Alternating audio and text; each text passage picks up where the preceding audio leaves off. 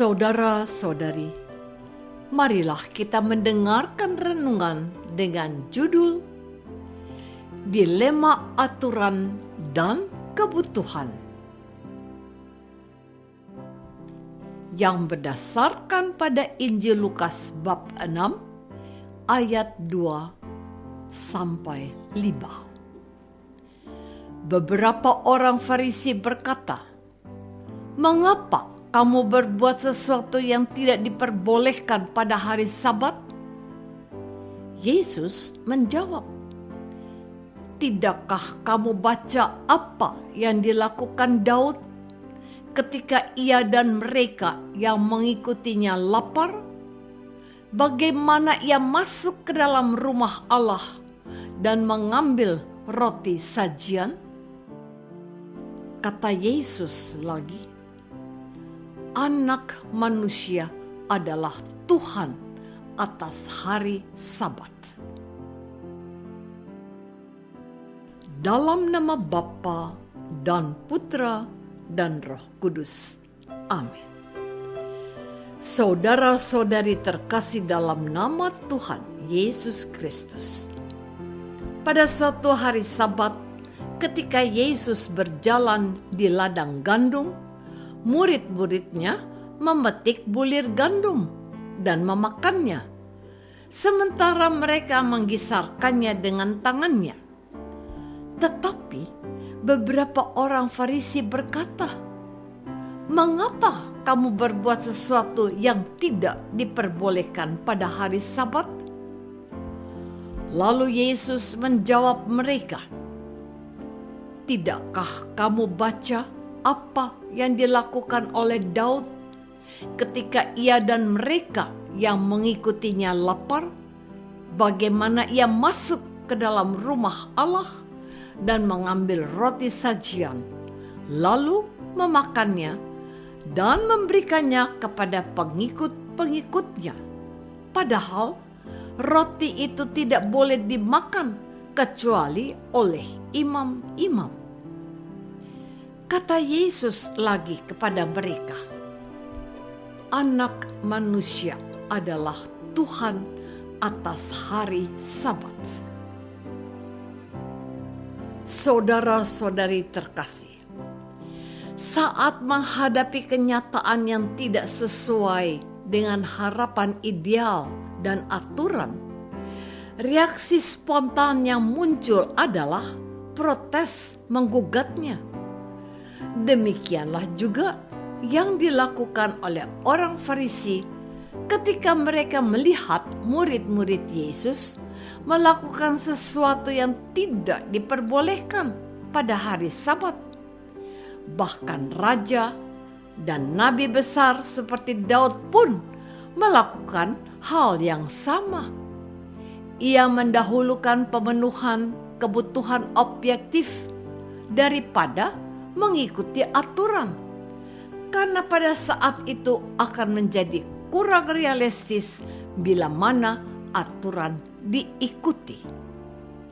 Tujuan mendasar dari aturan adalah kebaikan hidup bersama.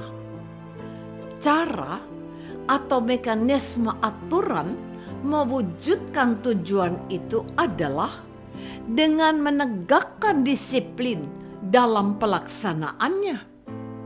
Meskipun demikian, ada kalanya kita menghadapi situasi khusus di mana penerapan aturan justru kurang menciptakan kebaikan. Pada saat itu akan lebih baik bila mana kita menanggalkan aturan. Tindakan ini sekilas terlihat seperti pelanggaran, padahal sesungguhnya merupakan aksi menempatkan fungsi aturan secara proporsional. Kita tidak melekat dan diperbudak oleh aturan, melainkan sebaliknya, menjadi tuan atas aturan. Saudara-saudari terkasih, bagaimana kita memilih kapan aturan sebaiknya kita tegakkan? Dan pada saat khusus seperti apakah aturan lebih baik kita lepaskan? Adalah dua keluarga dengan cara pengelolaan keuangan yang berbeda. Keluarga pertama mengkonsumsi secara hemat, sehingga selalu dapat menabung secara teratur, sehingga pada akhirnya orang tua di dalam keluarga itu tetap mampu hidup mandiri tanpa membebani anak-anaknya. Sementara itu, keluarga kedua mengkonsumsi sesuai gaya hidup yang berlaku di lingkungan sekitarnya. Meski rajin menabung, namun kerap kali tabungan yang ada kembali terpakai untuk konsumsi tak terduga, sehingga pada akhirnya orang tua di dalam keluarga itu setengah bergantung kepada salah satu anaknya.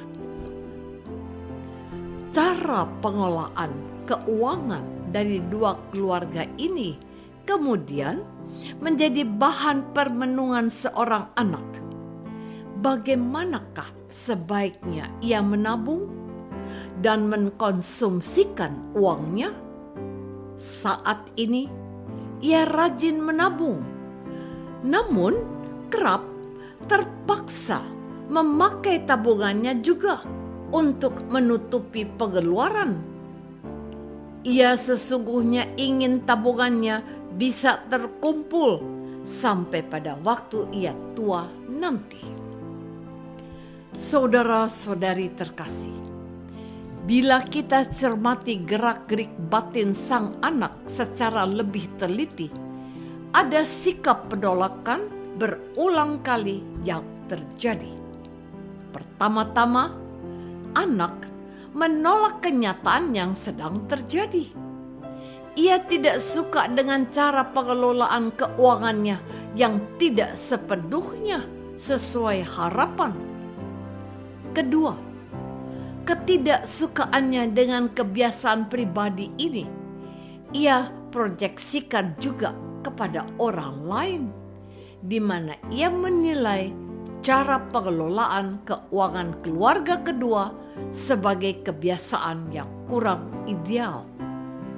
Ketiga, ketika digali lebih dalam, ia sesungguhnya juga tidak sepenuhnya cocok dengan cara pengelolaan keuangan dari keluarga pertama, karena ia menilai itu terlalu kaku, seakan-akan terlalu menempatkan uang sebagai sumber untuk menggantungkan hidup.